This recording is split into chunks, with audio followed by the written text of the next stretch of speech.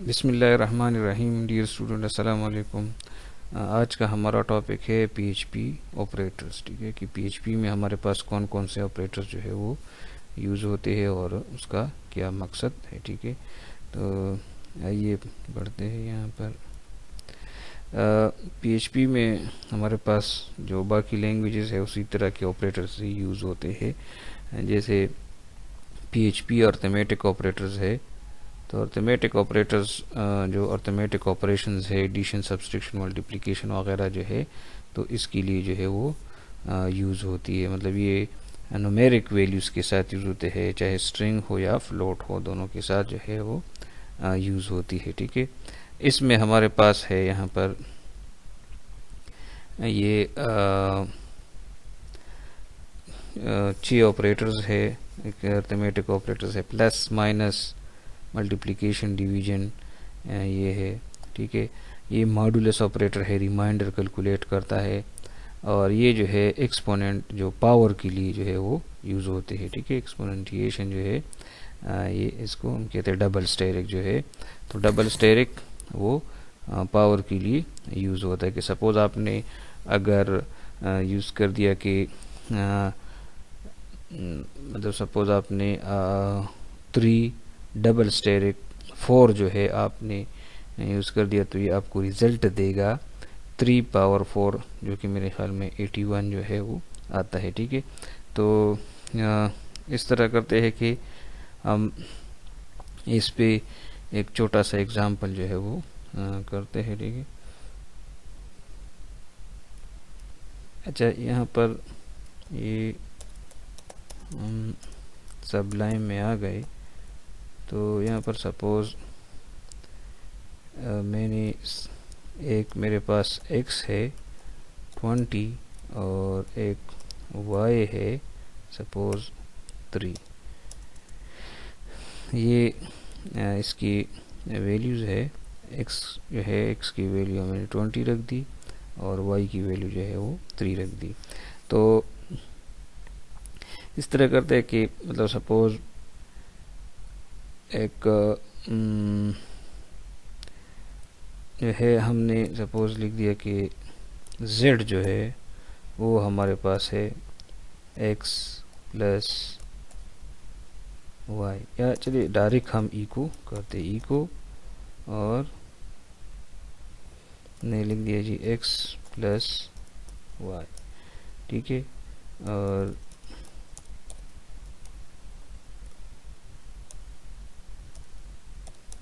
br हमने दे दिया।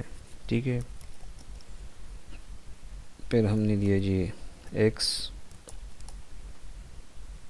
Minus y। ठीक है, और फिर हमने जो है वो br दे दिया।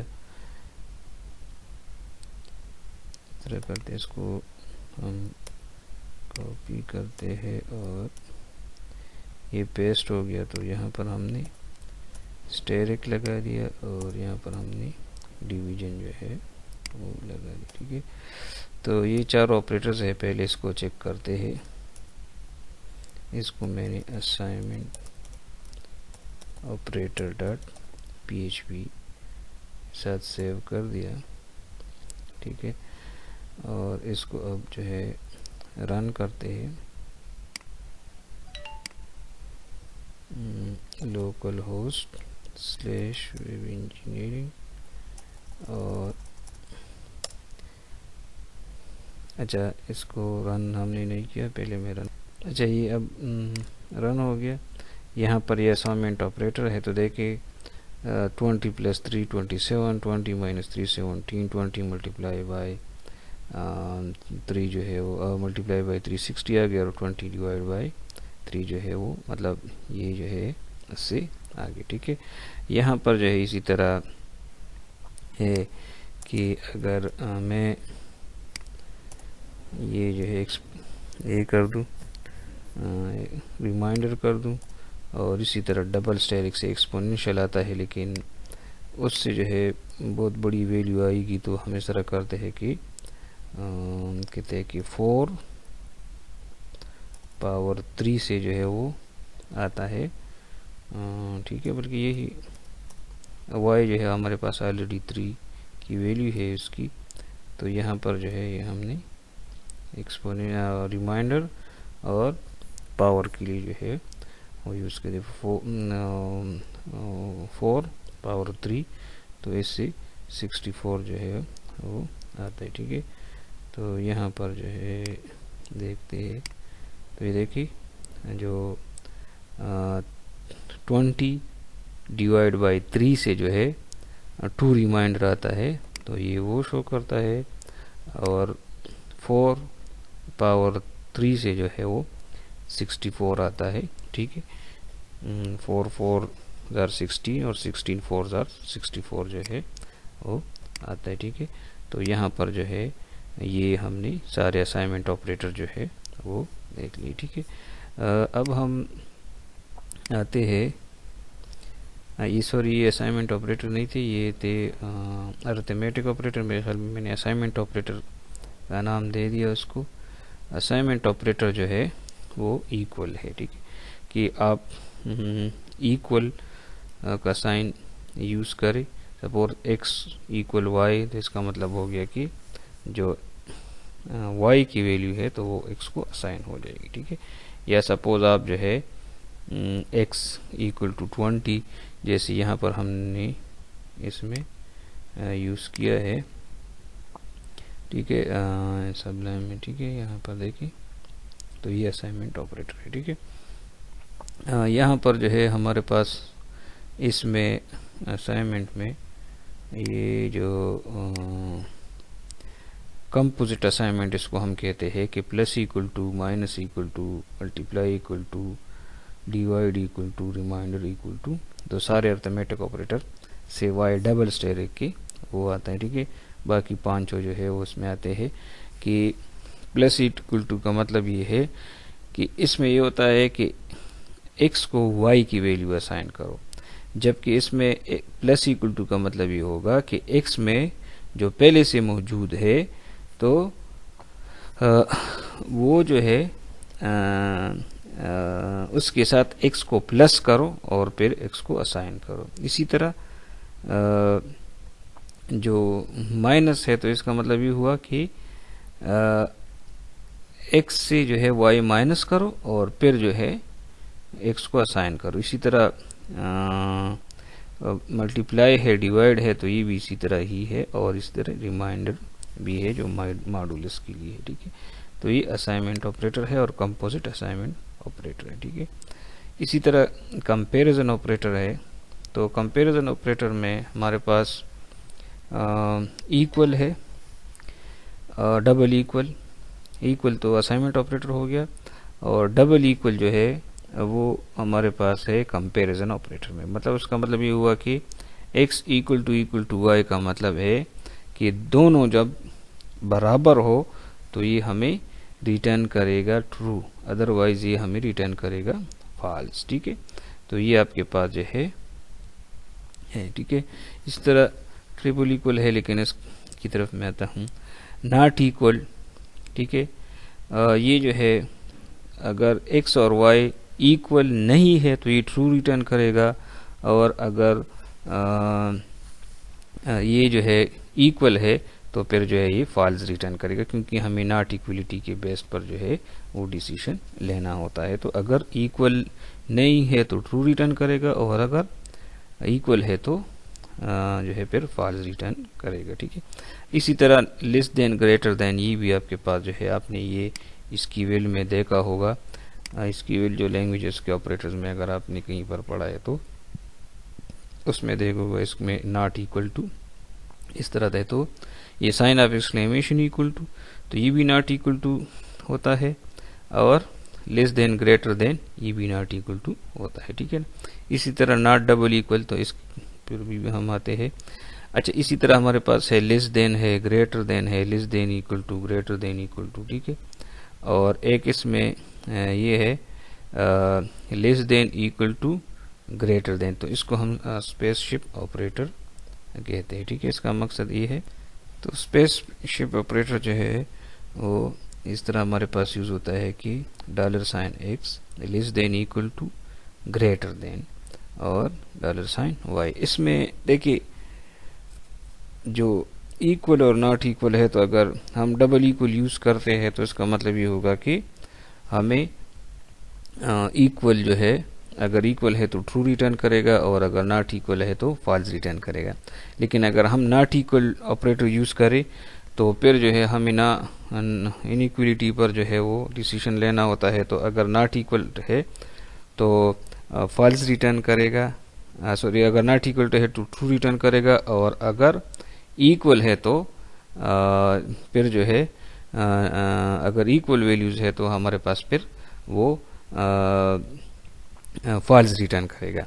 लेकिन इसमें हमारे पास जो है स्पेसशिप ऑपरेटर में ये हमारे पास 3 जो है वो डिसीजन आ सकते हैं, ठीक है। इसमें या x इक्वल होगा, अच्छा सॉरी मतलब या तो x y इक्वल होंगी, या x ग्रेटर देन होगा, ग्रेटर होगा, या y जो है वो ग्रेटर होगा। मतलब हर कंडीशन में हमारे पास ये 3 जो है वो आ सकते हैं। तो ये अगर x और y इक्वल है तो ये 0 रिटर्न करता है, और अगर x ग्रेटर है तो 1 रिटर्न करेगा, और अगर y ग्रेटर है तो फिर -1 रिटर्न करेगा। अगर देखिए लेफ्ट वाला ग्रेटर है तो +1 रिटर्न करेगा, इक्वल है तो 0 रिटर्न करेगा, राइट वाला ग्रेटर है तो -1 रिटर्न करेगा, ठीक है। इसमें इस तरह हम करते हैं कि यहाँ पर एक एग्जांपल अगर है, हाँ बिल्कुल ये एग्जांपल है, तो ये हम देख लेते हैं। सपोज x 5 है, y 10 है, तो अगर हम इसको इको करते हैं x स्पेसशिप ऑपरेटर y, तो इसका मतलब ये क्योंकि x y ग्रेटर है, राइट वाला ग्रेटर है, तो ये -1 रिटर्न करेगा।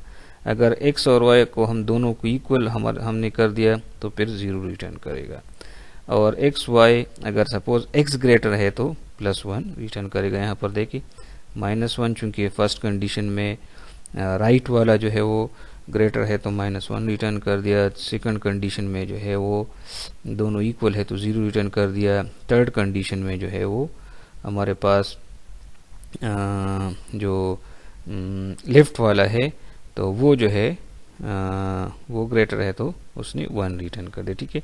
तो इसको हम स्पेसशिप ऑपरेटर कहते हैं, ठीक है। अच्छा अच्छा इसमें हमने ये दो जोड़े ट्रिपल इक्वल और नॉट डबल इक्वल। तो देखिए डबल इक्वल क्या करता है कि x और y अगर ये दोनों बराबर है तो क्या होगा कि वैल्यूज इसके बराबर है तो ये हमें रिटर्न करेगा ट्रू, और अगर दोनों जो है वो नॉट इक्वल है तो फिर जो है रिटर्न करेगा, वैल्यूज जो है वो इक्वल नहीं है तो रिटर्न करेगा फॉल्स।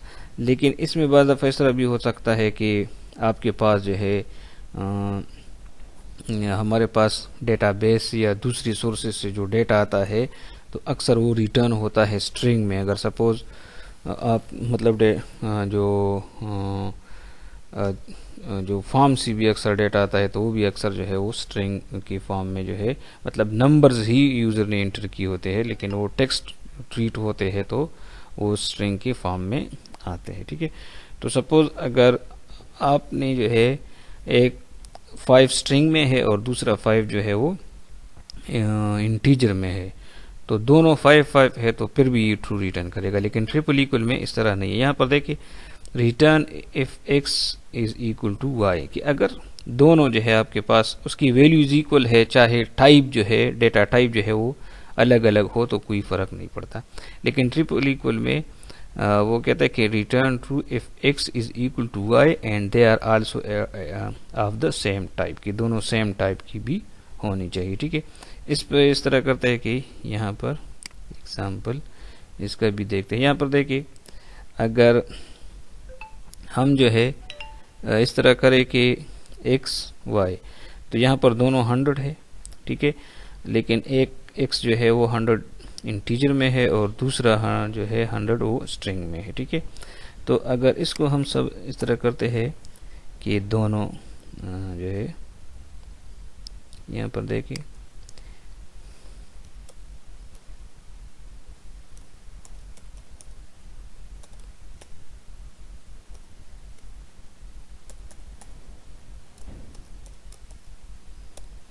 एक मतलब मैंने एक ट्रिपल इक्वल कर दिया और एक डबल इक्वल कर दिया, तो एक मुझे रिटर्न करेगा ट्रू और दूसरा मुझे रिटर्न करेगा फॉल्स। ठीक है, यहाँ पर देखिए एक पहला वाला जो है वो ट्रू है। एक मिनट यहाँ पर,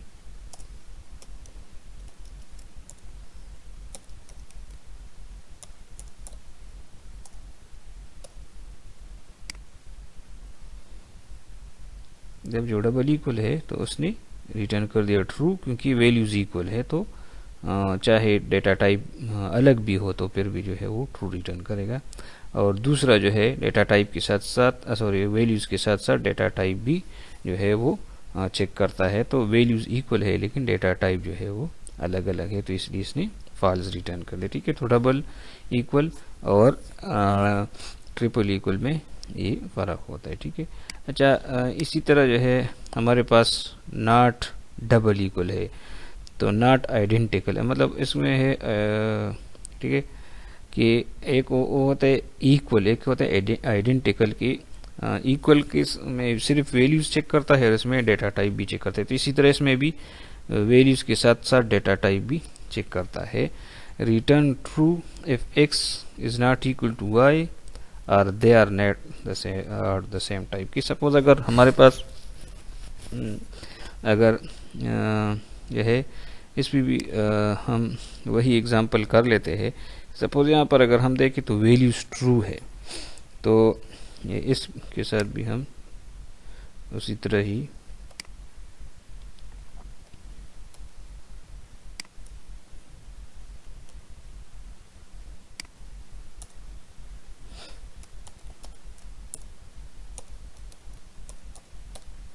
यहाँ पर देखिए मैंने एक नॉट डबल इक्वल कर दिया है और एक नॉट सिंगल इक्वल कर देते हैं। देखिए अब इसमें यह है कि वैल्यूज तो इक्वल है, तो इसको जो है मतलब यहाँ पर जो है वैल्यूज इक्वल है तो ये ट्रू रिटर्न करेगा, क्योंकि डाटा टाइप इक्वल नहीं है, लेकिन वैल्यूज सिर्फ ये वैल्यूज चेक करता है, तो वैल्यूज इक्वल है तो चूंकि हमें तो नॉट इक्वल चाहिए तो इसलिए इसने फॉल्स रिटर्न कर दिया। जबकि यहाँ पर देखिए तो वैल्यूज जो है वो इक्वल है, यहाँ पर देखिए वैल्यूज इक्वल है लेकिन डेटा टाइप इक्वल नहीं है, तो इसलिए जो है वो कहता है कि दोनों में अगर फ़र्क हो, मतलब डेटा टाइप भी जो है वो सेम अगर ना हो तो फिर भी जो है ये नॉट इक्वल कंसिडर होगा। ठीक है, यहाँ पर लेकिन उसमें आपके पास जो है ये होता है कि दोनों जो है आपके पास ठीक है ट्रू रिटर्न होनी चाहिए। ठीक है, सही है, तो यहाँ पर जो है आपके पास ये चीज़ है कि नॉट इक्वल टू और नॉट डबल इक्वल में यही फ़र्क होता है कि नॉट इक्वल में सपोज अगर दोनों की वैल्यूज इक्वल है ना, तो दोनों की वैल्यू इक्वल है लेकिन वो कहते हैं कि नॉट इक्वल होनी चाहिए, तो इसलिए इसने फॉल्स रिटर्न कर दिया। जबकि यहाँ पर भी दोनों वैल्यूज इक्वल है लेकिन डेटा टाइप अलग है, तो इसलिए इसने ट्रू रिटर्न कर दिया कि हाँ दोनों में से एक में तो फ़र्क है, मतलब आइडेंटिकल नहीं है, नॉट आइडेंटिकल है, वैल्यूज इक्वल है लेकिन डेटा टाइप जो है वो इक्वल नहीं है। ठीक है, तो ये आपके पास था, ये हमारे पास थे कंडीशनल ऑपरेटर्स। ठीक है, कंपैरिजन ऑपरेटर या कंडीशनल ऑपरेटर भी इसके कहते हैं। एक इसमें हमारे पास इंक्रीमेंट डिक्रीमेंट ऑपरेटर है, तो प्लस प्लस एक्स है, एक्स प्लस प्लस है, या माइनस माइनस एक्स है, या एक्स माइनस माइनस है। ठीक है, तो एक हम प्री इंक्रीमेंट कहते हैं प्लस प्लस एक्स को, इसको हम पोस्ट इंक्रीमेंट कहते हैं। ठीक है, और इसको प्री डिक्रीमेंट कहते हैं और एक्स माइनस माइनस को पोस्ट डिक्रीमेंट कहते हैं। अच्छा, प्लस प्लस एक्स जो है क्या करता है कि ये जो है एक्स में एक वैल्यू जो है वो ऐड कर देते हैं, और एक्स प्लस प्लस भी जो है ठीक है इंक्रीमेंट जो है प्लस प्लस इंक्रीमेंट है तो या पोस्ट होता है या प्री होता है, और दोनों का मकसद होता है एक्स में एक वैल्यू ऐड करना। इसी तरह माइनस माइनस जो है डिक्रीमेंट है, तो चाहे पोस्ट हो या प्री हो तो एक वैल्यू जो है वो डिक्रीमेंट करता है, मतलब एक वैल्यू माइनस करता है। लेकिन इंक्रीमेंट पोस्ट और प्री में क्या फ़र्क होता है? प्री में अच्छा पोस्ट में इस तरह होता है, अच्छा प्री में इस तरह होता है कि increment x by 1 and then return x, के पहले इंक्रीमेंट करता है और फिर जो है रिटर्न करता है। मतलब सपोज अगर आपने ई को कर दिया है, सपोज यहाँ पर इसको हम देखते हैं,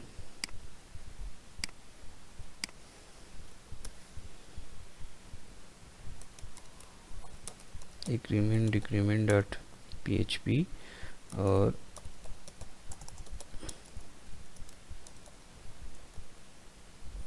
सपोज अगर मैंने x जो है वो 20 कर दिया, तो अगर e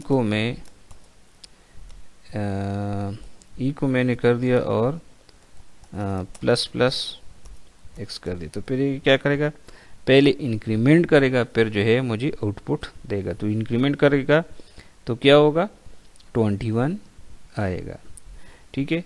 और अगर यहाँ पर मैं सपोज y लिखता हूँ और इसको भी मैंने 20 असाइन कर दिया,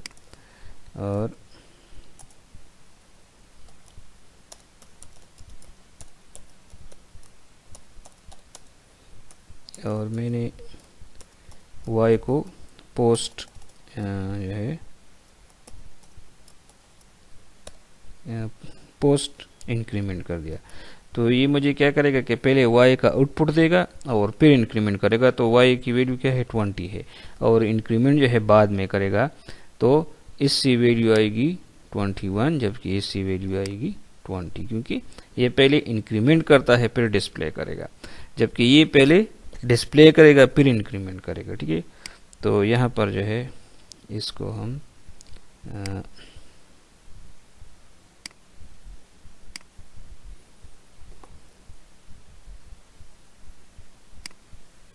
ये इंक्रीमेंट डिक्रीमेंट है, देखिए ये जो है प्लस प्लस x की है, जबकि ये y प्लस प्लस की है। पहले उसने इंक्रीमेंट कर दिया, फिर जो है वो वैल्यू जो है वैल्यू इंक्रीमेंट कर दी, फिर डिस्प्ले कर दी। उसने पहले वैल्यू डिस्प्ले कर दी, फिर जो है इंक्रीमेंट कर दी, ठीक है। तो ये आपके पास इंक्रीमेंट डिक्रीमेंट, इसी तरह डिक्रीमेंट भी इसी तरह ही है, ठीक है, पोस्ट और प्री में। अच्छा, लॉजिकल ऑपरेटर है तो एंड आर और एक्स आर, ठीक है, जबकि ये आपके पास जो है अच्छा एंड आर जो है यह चले यहाँ से पढ़ते हैं डबल एंड, और इस तरह ये आर है और ये नॉट है, ठीक है, ये दो कंडीशन को मिलाता है, ठीक है। अच्छा, और इसी तरह जो है आप एंड और आर को जो है वो स्पेलिंग में भी लिख सकते हैं, जबकि नॉट जो है वो स्पेलिंग में नहीं होता। हाँ, एक्स और जो है एक्सआर इसको हम कहते हैं, तो XOR जो है ये ऑपरेटर आप जो है उसमें भी यूज़ कर सकते हैं, ठीक है। और ये जो है ट्रू इफ़ आइदर x और y is true but not both, ठीक है, क्योंकि ये हमारे पास एंड में क्या होता है कि दोनों कंडीशन ट्रू हो तो ट्रू रिटर्न करता है, अगर दोनों में से एक भी फॉल्स हो तो फिर वो फॉल्स रिटर्न करेगा, ठीक है। ट्रुथ टेबल की तरह ही है। आर में जो है आपके पास है DLD में, जिस तरह ट्रू DLD आपने पढ़ा नहीं होगा, लेकिन जो ठीक है, अच्छा ये शायद आपने पढ़ा होगा DLD। बहरहाल देखते हैं कि और आर जो है ठीक है वो भी DLD की तरह ही है कि दोनों में से एक भी ट्रू हो तो ट्रू रिटर्न होगा, अदरवाइज फॉल्स रिटर्न होगा। और XOR में क्या होता है कि अगर जो है एक ट्रू है दूसरा फॉल्स है, मतलब दोनों अगर ट्रू हो या दोनों फॉल्स हो तो ये फॉल्स रिटर्न करेगा, और अगर इसमें से दोनों जो है वो सेम ना, मतलब एक ट्रू हो दूसरा फॉल्स हो या पहला फॉल्स हो दूसरा ट्रू हो, तो जो है ये ट्रू रिटर्न करेगा, ठीक है। तो ये आपके पास जो है XOR है, ठीक है। तो ये अच्छा, इसी तरह हमारे पास स्ट्रिंग ऑपरेटर है, तो स्ट्रिंग में हमारे पास एक कनकटिनेशन है और एक कनकटिनेशन असाइनमेंट है। कनकटिनेशन का मतलब ये है कि ये दो जो है उसको ठीक है दो ऑपरेटर्स को सॉरी दो स्ट्रिंग को जो है वो मिलाता है, कनकटिनेशन होता है। जैसे जावा में हमारे पास प्लस ऑपरेटर होता है, ठीक है, तो इसमें हमारे पास डॉट है, ठीक है, दो स्ट्रिंग को हम मिलाते हैं, ठीक है। और डॉट इक्वल टू का मतलब ये है कि कनकटिनेशन असाइनमेंट के जो है इसमें ये होगा कि मतलब सपोज अगर आपने text1 dot equal to text2 कर दिया, इसमें तो ये होगा कि ये तो दोनों को कनकटिनेट करेगा, लेकिन किसी को असाइन नहीं करेगा। इससे आप डायरेक्ट डिस्प्ले ले सकते हैं, लेकिन इसमें ये होगा कि text1 text2 दोनों को कनकटिनेट करके और फिर जो है text1 को जो है वो असाइन कर देगा। ठीक है, तो ये बिल्कुल प्लस इक्वल टू जो से कंपोजिट असाइनमेंट ऑपरेटर है तो उसी की तरह ही है। ठीक है, इसको हम बहरहाल स्ट्रिंग में फिर पढ़ेंगे। और एक हमारे पास एरे ऑपरेटर है तो इसको भी हम एरे में पढ़ेंगे। ठीक है, सही है। तो यहाँ तक जो है ऑपरेटर यहाँ तक सही है। ठीक है, तो यहाँ ये PHP ऑपरेटर का टॉपिक था हमारे पास। इसमें था जो है जो ऑपरेटर्स की टाइप हमने पढ़ ली है वो arithmetic operators, assignment operators, comparison operator, ठीक है, और increment decrement operators, logical operators और स्ट्रिंग ऑपरेटर्स। लेकिन स्ट्रिंग ऑपरेटर को फिर हम स्ट्रिंग के टॉपिक में डिटेल से पढ़ेंगे। ठीक है, उम्मीद है कि आपको समझ आ गया होगा। कोई क्वेश्चन हो तो व्हाट्सएप या वीडियो की कमेंट्स के ज़रिए आप कर सकते हैं। ठीक है, अल्लाह हाफ़िज़।